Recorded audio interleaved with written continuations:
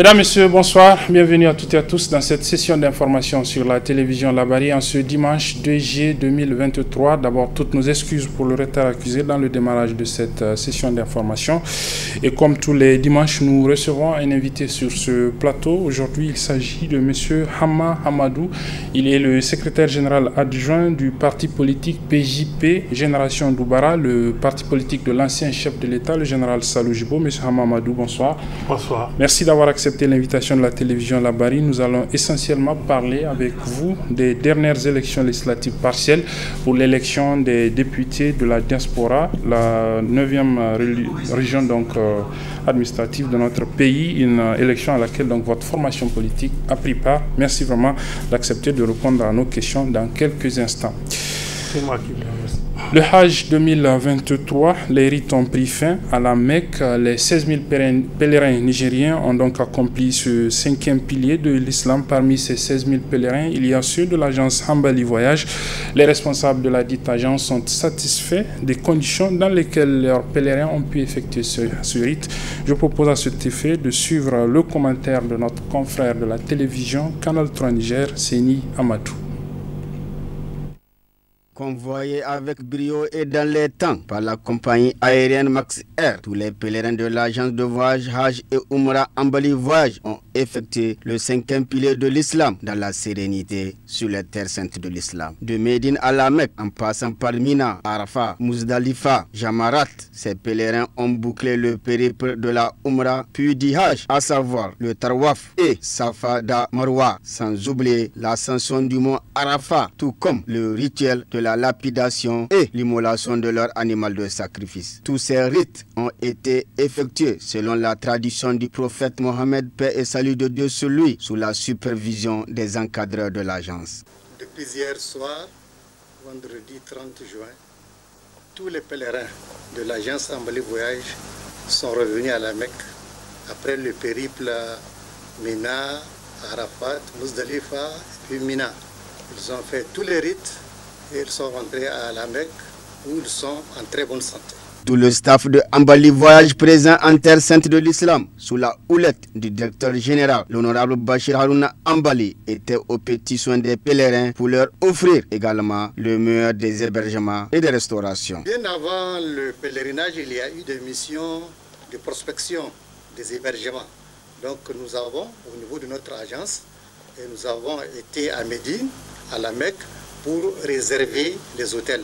Et ces hôtels ont été validés par la commission qui a été mise en place par le COO. Voilà pourquoi nos pèlerins n'ont pas eu de problème d'hébergement.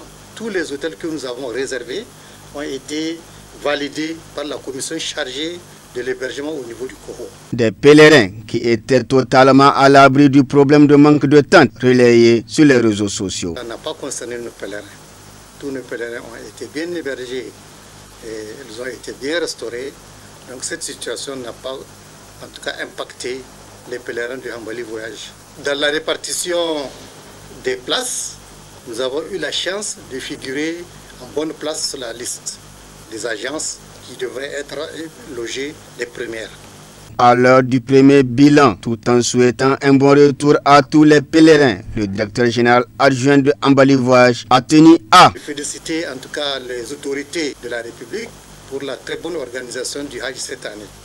On n'était pas sans savoir que les années précédentes, il y a eu beaucoup de petits problèmes, mais cette année, alhamdoulilah, nous pouvons dire Dieu merci, le transport s'est bien passé et le séjour à la Mecque est en train de se dérouler convenablement. D'ores et déjà, une dizaine de pèlerins a quitté ce 1er juillet la Mecque pour Niamey et le gros lot des pèlerins de Hambali Voyage, des vols réguliers, regagneront le Bercail à partir du 2 juillet jusqu'au 6 juillet. Ensuite, suivront dans la foulée les vols charter de la compagnie aérienne Max Air qui a assuré avec professionnalisme le transport des pèlerins. Comme pour dire qu'à l'agence de voyage Hajj et Umrah Hambali Voyage, le professionnalisme, le sérieux, le respect de la parole donnée, le dispute à l'expérience pour un Hajj réussi, tant du point de vue spirituel qu'organisationnel, à la grande satisfaction des pèlerins et dans le respect des directives édictées par les autorités nigériennes et saoudiennes chargées de l'organisation du Hajj.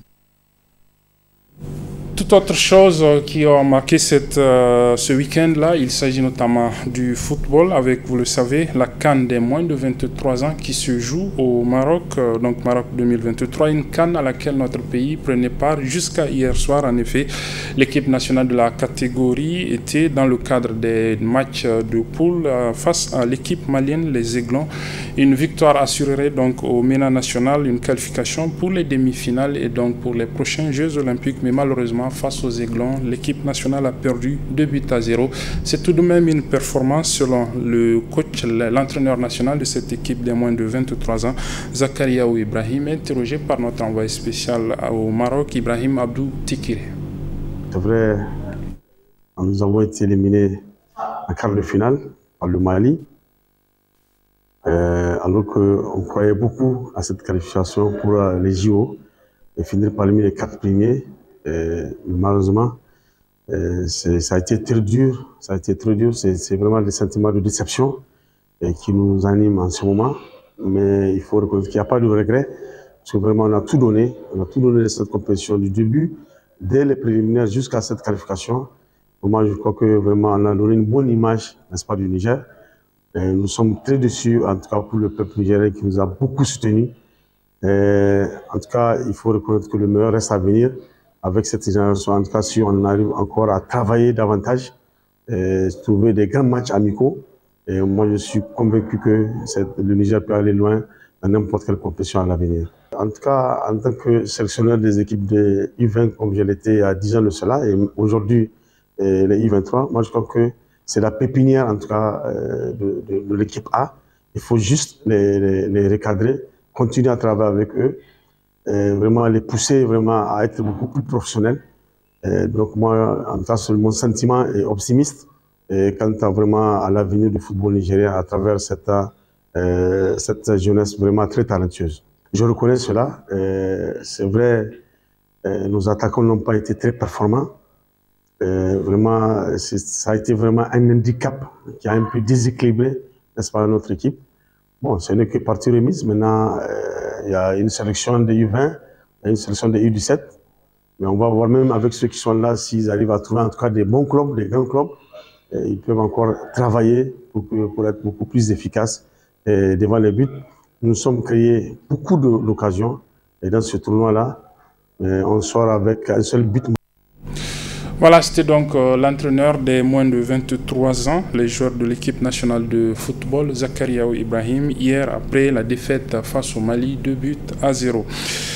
Et réaction également du côté du comité exécutif national de la Fédération nigérienne de football. Un des membres du comité qui était justement au niveau du Maroc a également tenu à réagir face à cette défaite du MENA. Pour lui également, c'est une belle performance puisque c'était la première fois que le Niger participait à cette compétition. Je vous propose de suivre à cet effet M. Ide Issaka. Il est membre du comité exécutif national de la Fédération nigérienne de football. C'est vrai. Le MENA a été éliminé hier, mais de quelle manière? Bon, je ne reviendrai pas là-dessus, mais sachez que le MENA a fait un parcours honorable, un parcours très très honorable. Si vous avez vu les enfants hier avec les larmes aux yeux, c'est parce qu'ils avaient à cœur de vraiment faire plaisir au monde footballistique du Niger et au-delà à tout le peuple nigérien. Malheureusement, les dieux du stade ont décidé autrement. Et ce qu'on a à retenir, c'est le parcours honorable. Et tout cela est dû par un encadrement de qualité.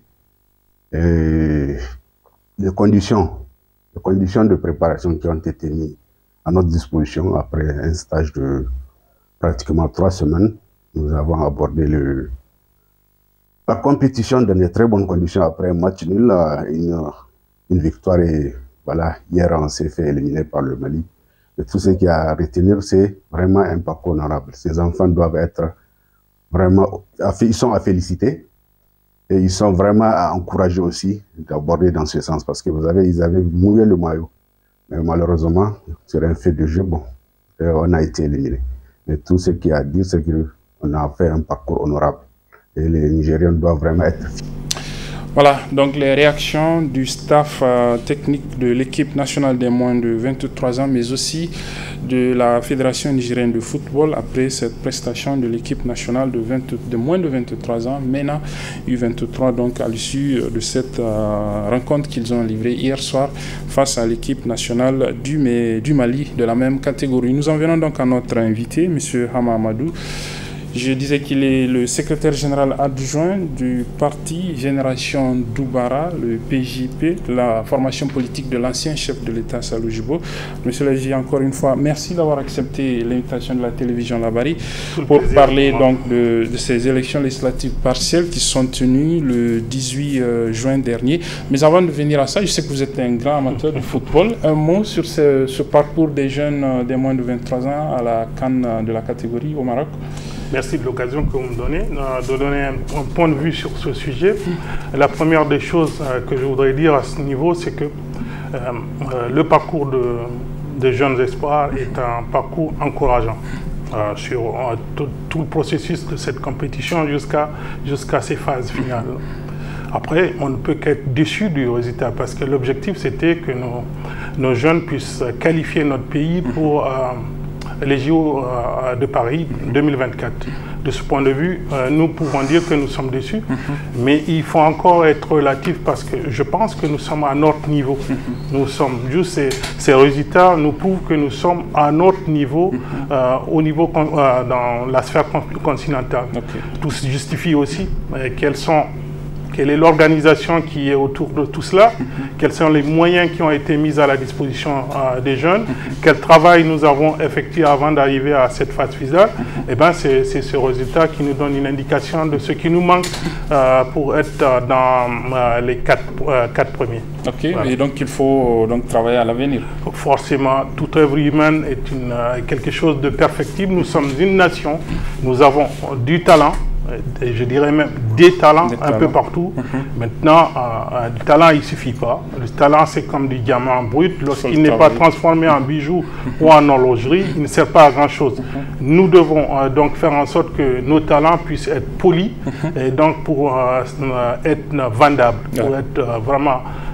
on va dire bankable pour utiliser un terme anglo-saxon. Voilà. Voilà. Merci beaucoup pour cette réaction sur ce parcours donc, des jeunes. Alors, comme je le disais, nous allons parler de ces élections législatives partielles qui se sont tenues donc, le 18 juin dernier pour élire donc, les 5 députés de la 9e région de notre pays, puisque l'élection de 2021 n'a pas pu se tenir du fait des conditions sanitaires notamment. Alors, le PJP Doubara, Génération Doubara, a pris part à ces élections et vous avez occupé sur la dizaine de formations politiques qui a pris part à ces élections, je crois, la 8e place. Comment vous elle ce résultat de votre formation politique qui est quand même, il faut le dire, jeune? Elle est née il n'y a pas très longtemps de cela. C'est clair que lorsque vous allez dans une compétition, vous voulez être parmi ceux qui gagnent. Et il y avait 5 postes en jeu, nous n'en avons pas eu. Donc de ce point de vue, nous en ressortons évidemment avec de la déception. Mais à côté de cette déception, nous pouvons nous honorer du résultat.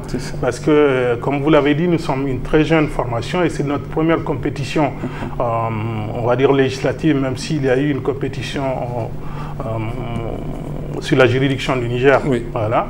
Donc nous pouvons être encouragés par ces résultats-là, par les chiffres que nous avons pu avoir dans le contexte où les choses se sont passées, parce que nous estimons qu'il y a beaucoup de choses qu'on peut améliorer dans l'organisation et qui auraient pu avoir un effet positif sur nos performances. Ok, des choses à améliorer comme quoi par exemple? Vous savez, c'est un secret de polichinelle que l'organisation des élections au Niger est un problème. Voilà. Plusieurs facteurs entrent en jeu. Je vais en citer 3. 1, le pouvoir de signature. Est-ce que vous avez le pouvoir de signature pour la nomination des hauts responsables des administrations ou pouvoir de signature pour les commandes publiques? Ça a un effet démultiplicateur sur votre audience en matière électorale. Deuxième facteur, c'est la puissance. Lorsque vous disposez de la puissance publique et vous êtes à la tête des administrations, à la tête des institutions, ça vous donne également un effet positif, ça joue un impact positif sur votre audience nationale. Le troisième facteur, c'est l'argent. Nous savons tous le pouvoir que l'argent exerce en matière électorale sur les résultats des élections. Donc ces trois facteurs-là, à partir du moment où ils ne vous bénéficient pas, eh ben, forcément, vous vous dites que ça joue un effet négatif, ça joue un effet corrupteur sur les résultats des élections. Donc nous pensons que cela a joué défavorablement à nos militants. Ok, mais peut-être les deux, vous ne les avez pas, mais le 3, c'est quand même la formation politique du général Salou Djibo, le pouvoir de l'argent. On estime aussi que c'est une formation politique qui est assez bien assise, non? Et il faut distinguer les organisations politiques des individus isolement pris. Voilà. Et, notre formation est une très jeune formation. Voilà. Très jeune formation, et vous savez d'abord que le financement des partis politiques, c'est le financement par le biais des militants. Je vous ai donc indiqué le fait que lorsque vous êtes au pouvoir, vous avez un avantage concurrentiel, on va dire préférentiel. Voilà. Mais lorsque vous n'êtes pas au pouvoir, vous ne bénéficiez pas de cela. Donc, la génération de Doubara n'a personne dans la sphère du pouvoir, ni dans les commandes publiques. Donc, de ce côté-là, déjà, il est difficile donc, de convaincre des gens de vous financer. Voilà. Donc, la deuxième chose, c'est que vous parlez du général Salou Djibo. Le général Salou Djibo a été un fonctionnaire toute sa vie. Ce n'est pas quelqu'un qui vient d'un monde où on fait du business, d'un monde où on acquiert du capital. Donc, je ne peux pas considérer que dans la situation qui est la sienne, il puisse accumuler autant de fortune qu'il puisse concurrencer les gens qui en disposent à sa société aujourd'hui. Voilà, vous me permettez justement de parler du général Salou Djibo. Aujourd'hui, enfin, il se fait rare, on ne le voit plus. Comment il se porte, le général Salou Djibo? Comment il va? Il se porte à merveille, le général Salou Djibo. Le général Salou Djibo, si vous le connaissez bien, je suppose que vous le connaissez bien, il y a eu une trentaine d'années au service de la République dirigeant en tant que militaire. Et vous savez bien que c'est quelqu'un qui ne parle pas beaucoup. C'est quelqu'un qui agit davantage qu'il ne parle. Voilà. Il lui arrive de temps en temps de prendre la parole. Et puis, il s'est volontairement abstenu donc de prendre la parole publique, la parole politique pour commenter des choses qui se passent au Niger. C'est sa nature à lui.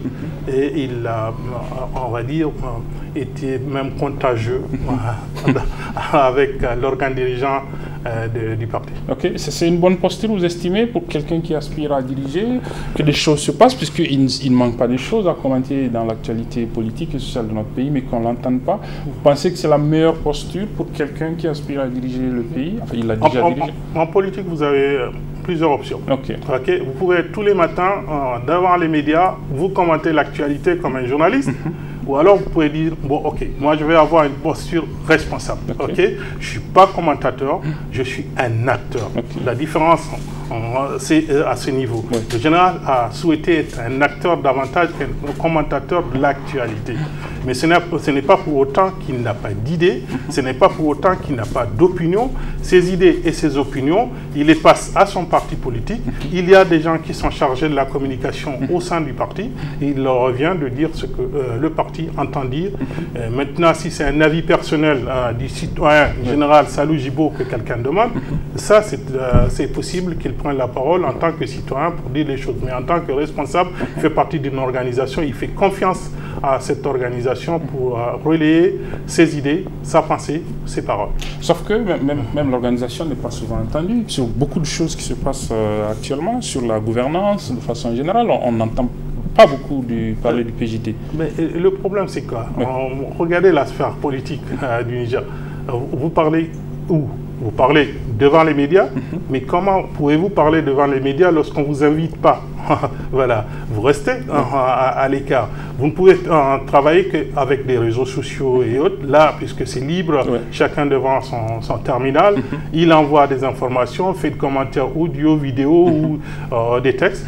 Mais devant la presse en tout cas la presse classique, si on ne vous invite pas, vous ne pouvez pas. Moi, j'existe au Niger depuis, en tout cas dans la sphère publique depuis 2003, je pense bien. Au niveau de la presse nationale, à part cet instant qui m'a invité à un débat et où je ne suis pas venu. Ça fait la deuxième fois que là-bas il m'invite à un débat. Je me suis présenté, je suis membre de Génération Doubara PJP. Si on invitait un autre membre, je suis certain qu'il aura toute l'obligeance de répondre le plus rapidement possible. Est-ce que vous estimez alors que la presse ne joue pas assez son rôle? Non, je ne peux pas dire ça. La presse est à son niveau. La presse est à son niveau, chacun a ce qu'il doit faire. Les partis politiques ont ce qu'ils doivent faire, la presse a ce qu'elle doit faire. La presse aussi, elle choisit. La presse, surtout la presse privée, je comprends bien que c'est une presse qui a envie de se vendre. Elle a besoin de publicité. Elle a besoin si elle a besoin de publicité, elle va sur les sujets et avec les gens qui lui permettent donc de faire du chiffre d'affaires. Donc ça peut se comprendre. Maintenant, il y a des moments où on peut interroger plusieurs autres voix pour entendre leur opinion. Ok, elle ne le fait pas suffisamment, vous estimez? Bon, je ne sais pas. Voilà. Je ne voudrais pas en dire plus, mais je pense quand même que la presse, comme nous-mêmes, partis politiques, nous pourrions faire mieux. Voilà. Moi, je vais donner un exemple. Vous n'avez pas de débat économique dans ce pays. Aucun. Le problème fondamental de notre nation, c'est l'économie. Vous ne pouvez être souverain en tant qu'État lorsque vous n'avez pas de souveraineté budgétaire, lorsque vous n'avez pas une souveraineté économique, lorsque vous n'avez pas une autosuffisance, ne serait-ce qu'alimentaire, vous ne pouvez pas être souverain. Je n'ai jamais vu sur quelque plateau que ce soit, et là où on va parler de ces enjeux-là qui sont les enjeux du siècle. Et que vous soyez nigérien ou nord-coréen, eh ben c'est l'économie qui commande l'État. Alors, le PJD fait partie, en tout cas c'est un parti politique de l'opposition. Peut-être ces remarques ou ces reproches sont aussi valables pour vous que pour l'ensemble de l'opposition. Alors, qu'est-ce qui se passe au niveau de l'opposition? On ne l'entend plus comme on devait l'entendre, on ne la suit plus, en tout cas. Ou bien vous vous êtes dit que voilà, il faut s'accommoder peut-être à la situation et puis se dire que les choses vont changer d'elles-mêmes? Non. Je pense qu'il y a trois choses qu'il faut voir. La première chose, je vous ai dit, l'opposition veut être une opposition responsable. Ça veut dire quoi, une opposition responsable? Responsable, c'est une opposition qui propose des idées, qui critique ce qui ne va pas et qui dit voilà l'alternative que je souhaite vous proposer. Ça, c'est une D'accord. Voilà. Alors, on va prendre les choses une à une. Alors, qu'est-ce que l'opposition politique, dont le PJD est membre aujourd'hui, par exemple, a proposé par rapport à cette actualité de ces nombreuses coupures, de ces délestages que l'on vit depuis pratiquement un mois aujourd'hui? On n'a pas entendu l'opposition là-dessus. Le PJD non, PJP non plus. Non, le PJP isolement n'a pas fait de communiqué là-dessus. Mais nous sommes tous Nigériens. Mais au-delà d'être Nigériens, il y a quand même des choses sur lesquelles on peut dire un mot. Voilà une société publique. Nous savons quelle est la vocation des sociétés publiques. La société publique, lorsque c'est une société commerciale, elle a deux vocations. La première vocation, c'est la satisfaction d'un besoin de service public, par opposition au privé qui ne fait la recherche du profit. Voilà. Et donc, le profit en matière de service public, c'est la satisfaction d'une politique publique et donc d'un besoin pour les populations. Ça, c'est la première chose. Donc, la deuxième chose pour une société commerciale dans la sphère publique, c'est de réaliser des performances économiques, donc des performances financières qui permettent aussi à l'État d'avoir des dividendes qu'il va utiliser pour d'autres politiques publiques. C'est ça. Et ça fait au moins une douzaine d'années, on n'a ni l'un ni l'autre. Donc il y a forcément à s'interroger sur la compétence des gens qui dirigent l'entité ou sur l'orientation politique qui gouverne la société. C'est ça. Donc si ça ne marche pas, il n'y a que de deux côtés qu'il faut voir. Un, du côté de la volonté politique et de la façon de gouverner, parce que lorsque quelque chose ne marche pas, comme dans une équipe de football, il y a des changements qu'il faut apporter. C'est soit l'entraîneur qu'on change, c'est soit des joueurs dont on pense qu'ils sont des maillons faibles et qui ne profitent pas à l'ensemble. Voilà. Donc ça, c'est une chose qu'il faut forcément faire. Maintenant, si c'est une question d'orientation, eh bien, il faut changer d'orientation parce que nous sommes des humains. Nous commettons des erreurs. Il est permis de commettre des erreurs. Mais vous ne pouvez pas être dans l'erreur de manière répétée. C'est ce qu'on appelle la répétition l'indue. Puisque ce qui se passe ne devrait pas se passer. Et bien, puisque ça ne devrait pas se passer, nous, en tant qu'État, en tout cas les gens qui dirigent l'État, devraient prendre leurs responsabilités et faire un autre choix.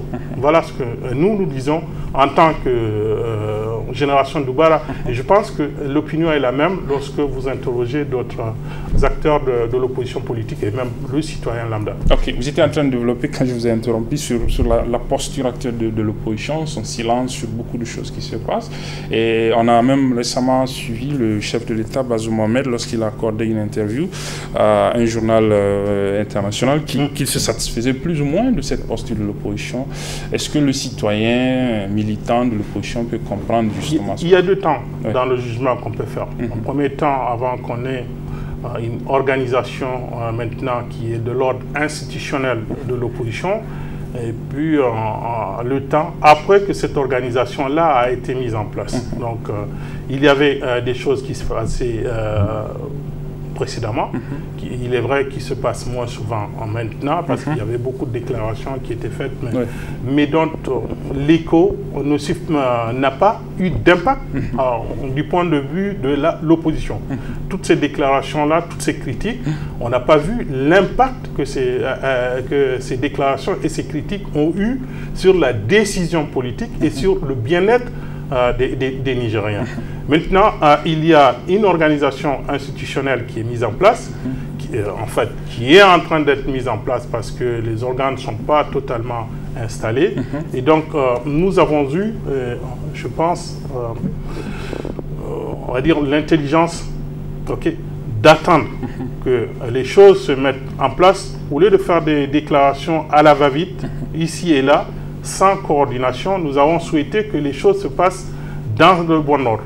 Et donc, vous verrez dans les tout prochains jours comment l'opposition s'y prend sur ces questions d'intérêt national, sur ces questions souvent aussi de faits divers ou, je sais pas, de problèmes qui se posent à notre nation et dans lesquels on croit ici au Niger que l'opposition ne réagit pas. Voilà.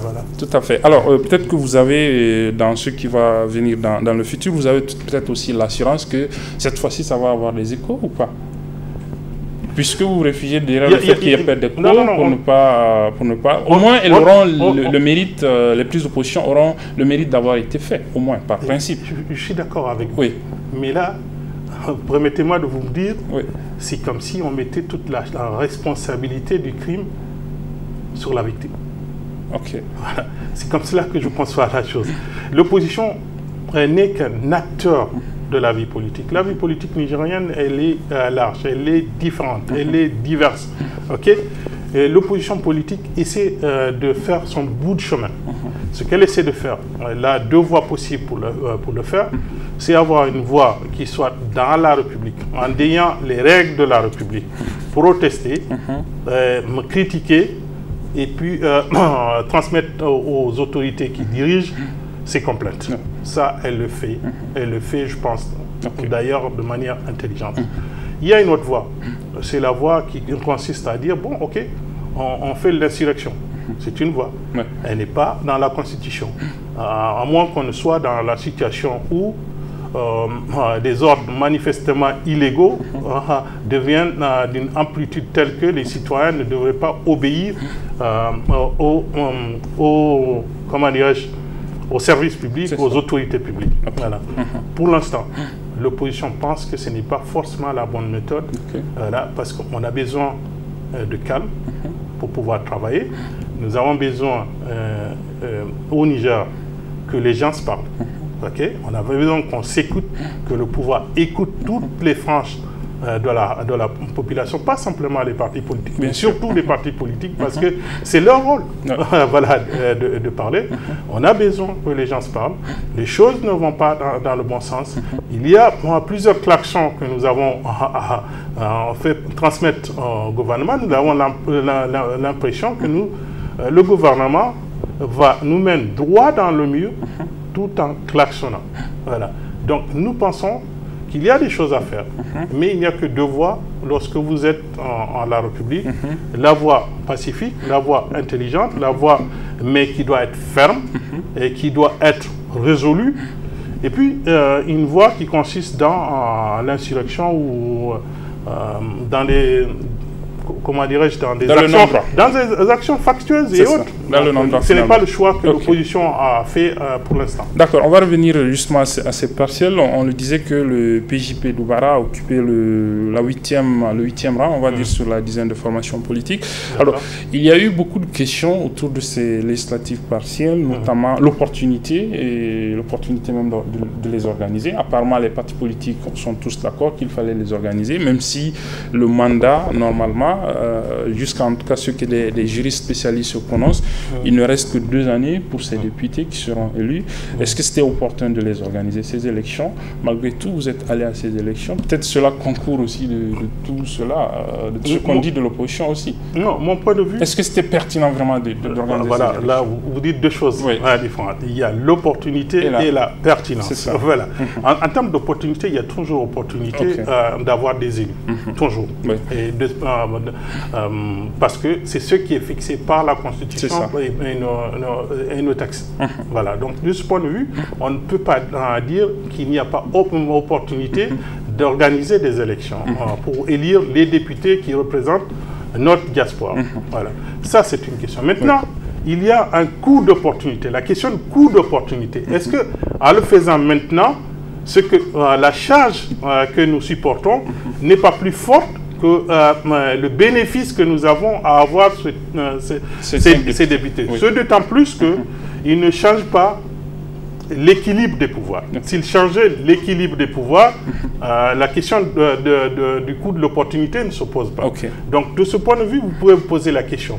Mais pour nous, il vaut mieux, dans tous les cas, avoir des élus qui représentent en tout cas l'audience des partis à l'échelle nationale. Donc pour nous, la question, elle ne se pose pas à ce niveau. Maintenant, pour ce qui concerne la pertinence, chacun juge de la pertinence.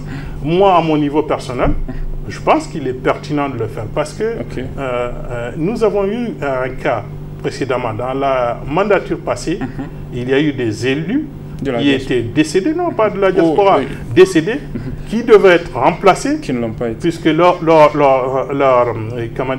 suppléant également était décédé ou n'était plus dans la position d'être des députés. Et donc, ces élections n'ont pas eu lieu. Et bien, le fait que ces élections n'ont pas eu lieu a eu un impact sur la gouvernance publique. Voilà. Donc, il faut faire attention. Il ne faut pas ouvrir... créer des boîtes de Pandore. C'est juste ça que je voudrais dire. C'est en cela, pour moi, il est pertinent de faire ces élections-là, même si ça a été fait un peu tard. Nous aurions voulu que ça se fasse en 2020, comme pour les électeurs du Niger. Mon parti particulièrement et moi-même, j'avais milité dans ce sens. Et puis, les arguments de la Covid n'étaient pas des arguments recevables pour moi à l'époque-là. Maintenant... le moment est venu, peut-être que ça bénéficie à des gens qui disent maintenant c'est le moment de le faire. Alors la question de la pertinence, on peut peut-être la pousser pour aller un peu plus loin, pour se demander même quelle est la plus-value en vérité de ces députés de la diaspora aujourd'hui. On a vu dans la législature passée qu'il y avait des députés de la diaspora, mais on ne les a pas trop sentis. On n'a pas vu par exemple une proposition de la qui est venue d'eux. On n'a pas réellement senti quelle était justement l'importance de leur présence au sein de l'hémicycle, même si de toute façon on a décidé qu'il fallait qu'il y ait des députés de la diaspora au sein de l'hémicycle.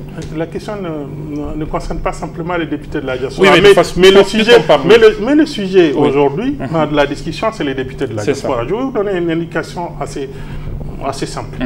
sur les 2 dernières mandatures, nous avons dépensé pour notre Assemblée nationale, qui est notre seul parlement, seule chambre au Parlement. Unique, oui. Et voilà. Et bien, nous avons dépensé une somme de plus de 200 milliards. Voilà. On a eu combien de propositions de loi? Parce que le rôle des députés, ce n'est pas voter simplement les projets de loi d'essence gouvernementale, c'est faire des propositions de loi. Voilà. Et donc, sur les 2 mandatures, on a eu 6 propositions de loi. 6. Voilà. Sur 10 années. Oui, avec 200 milliards dépensés. Je vous parle de dépensés, pas prévus, dépensés. OK. 6 propositions de loi. Combien ont prospéré? 0. 0. Donc, la question de l'inutilité de nos élus, voilà, elle ne concerne donc pas simplement les députés de la diaspora, mais l'ensemble de notre Parlement.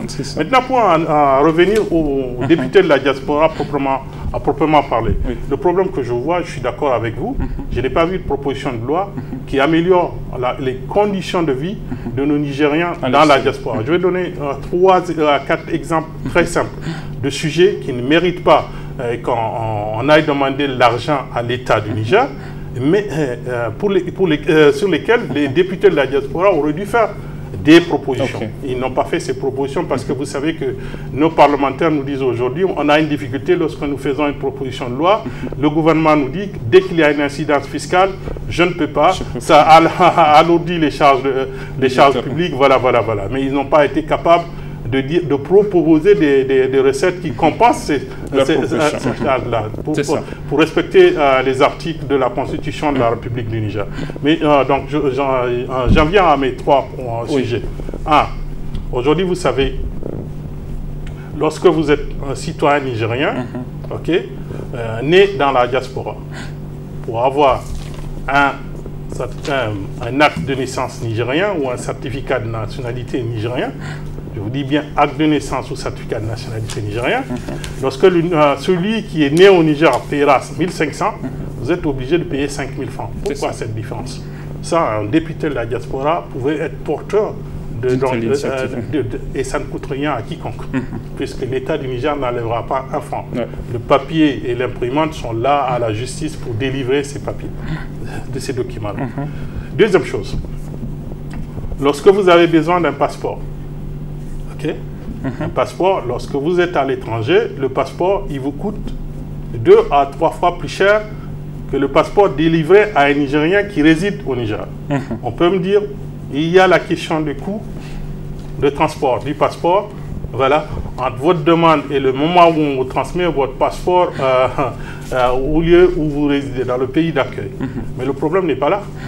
Le coût de transport vous est facturé distinctement. Malgré tout, vous payez plus cher votre passeport que celui qui réside au Niger. Vous êtes pour autant un Nigérien et on vous dit le premier principe de la République, c'est l'égalité des chances et l'égalité de droits. Vous voyez bien que sur ces 2 sujets, nous sommes loin de l'égalité des chances ou l'égalité des droits pour des citoyens qui sont les mêmes. Voilà. Donc un député de la diaspora aurait pu porter cette question-là comme proposition de loi sans que ça n'ait des incidences. Ça n'ait d'incidence, en tout cas financière. Voilà. Il y a un autre sujet qui concerne ces mêmes choses, c'est le casier judiciaire. Voilà. Vous êtes un Nigérien qui réside enfin, né à l'extérieur, vous payez le casier judiciaire, l'extrait de votre casier judiciaire, 2 à 3 fois plus cher, et vous allez le faire à un endroit qui est différent pour celui qui est né au Niger.